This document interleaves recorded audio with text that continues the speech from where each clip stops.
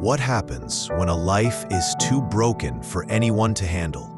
When darkness has taken over and chains can't tame the pain?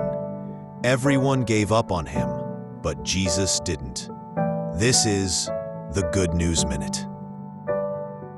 A man lives among tombs, not houses, naked, wounded, crying day and night. People fear him.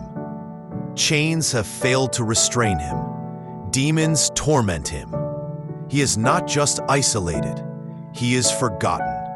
But then, a boat touches the shore of the Gerasenes. Jesus steps out, and the man, possessed, violent, uncontrollable, runs to Jesus, not away. He falls at his feet. In 5 verses 1 to 20. Here is the encounter. The demons cry out, "What have you to do with us, Jesus, Son of the Most High God?" Even darkness knows his name. Jesus commands, "Come out of this man, you unclean spirit." It wasn't negotiation. It was authority. Freedom beginning. This is the good news. Jesus is not intimidated by your mess. He steps into places others avoid. He sees value where others see danger. He restores what society rejects. No chain is stronger than his power. No darkness is too deep for his light. Here is the turning point. Moments later, the man once wild and broken is seen sitting, clothed, and in his right mind.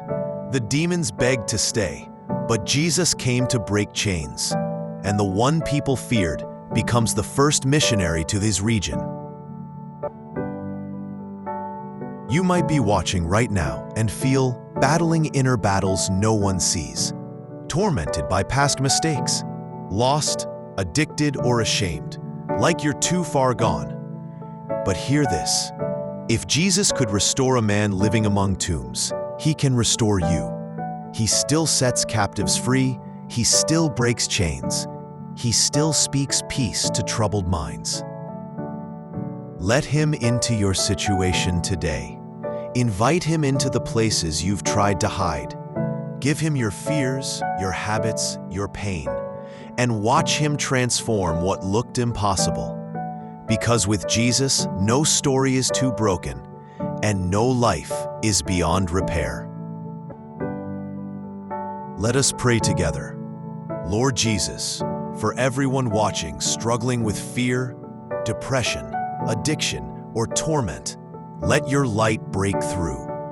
Bring peace to their minds, strength to their hearts, freedom to their souls.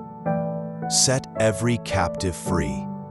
Let their story become a testimony, just like the man you restored. In Jesus' name, Amen. This is episode 2 of the Good News of Jesus, where encounters turn into transformation. Next episode, we witness Jesus heal a woman who suffered for 12 years, forgotten by doctors, but never forgotten by God. Don't forget to like, comment, share, and subscribe so you don't miss episode 3. This is the Good News Minute. Keep the faith alive.